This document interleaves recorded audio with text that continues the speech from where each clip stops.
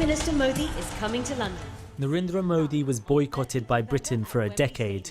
Now he's India's Prime Minister, and this week we'll get a massive reception at Wembley Stadium and an overnight stay with David Cameron at Chequers. That's angered human rights activists, who projected this image onto Parliament last night.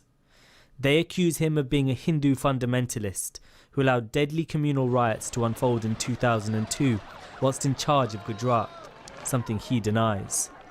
Hindu mobs raged through the state, burning their neighbours alive and raping women, whilst the police and authorities were accused of standing back and at times encouraging it.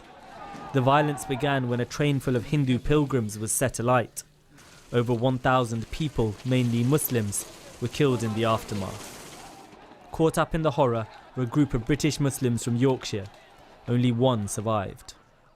There's a big gang of people surrounding us, and we're pleading for our lives, showing them our passports, saying that we're from the UK. But no, they didn't want anything to do with it. They said to us, take your trousers down, we're going to see if you've been circumcised, if you are a Muslim. If you are, we'll kill you, kind of thing. I got stabbed in the leg, got hit in the head. God knows how I'm still here today. Imran was on his first trip to India with his uncle Saeed and Sakil and their friend Mohammed Aswat. Driving back from the Taj Mahal into Gujarat, they were attacked by a mob. This was what was left of their car. Despite his injuries, Imran survived.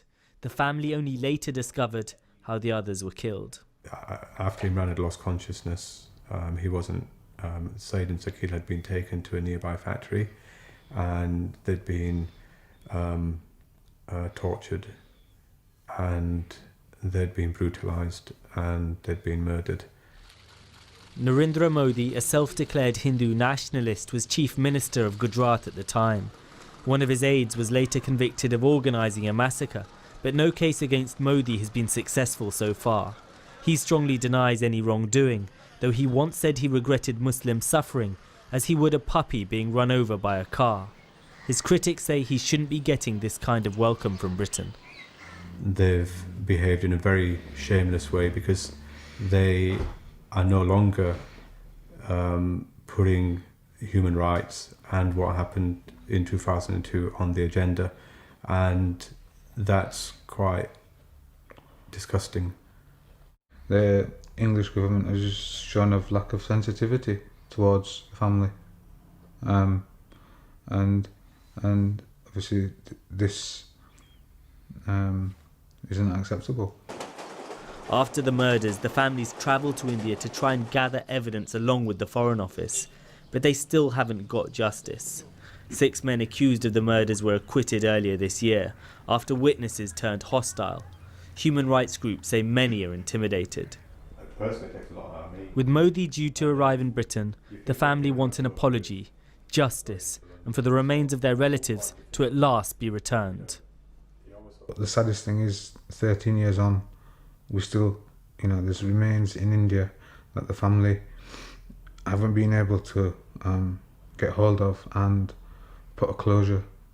Having an apology would be a start, and not to just push it under the carpet.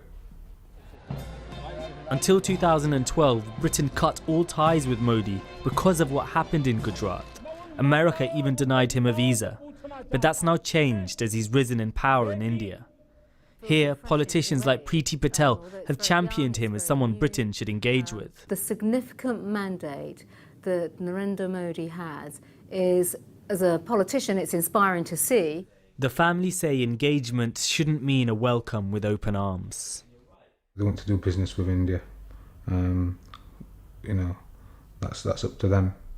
But at least honour the dignity of the families, the victims. What message would you like to send out to the British government? They're actually not just sullying what happened in Gujarat, but they're actually perverting British values. When Modi came to power last year, there were fears of more communal violence. In September, a Muslim man was lynched after wrongly being accused of eating beef, considered sacred by Hindus. Modi has been accused of not condemning it strongly enough. But does the government here care about that when lucrative contracts are at stake? If we don't honour the memories, if we don't speak for the truth, then history can repeat itself. Does it make you feel like the government cares about you effectively? No. Simple as that.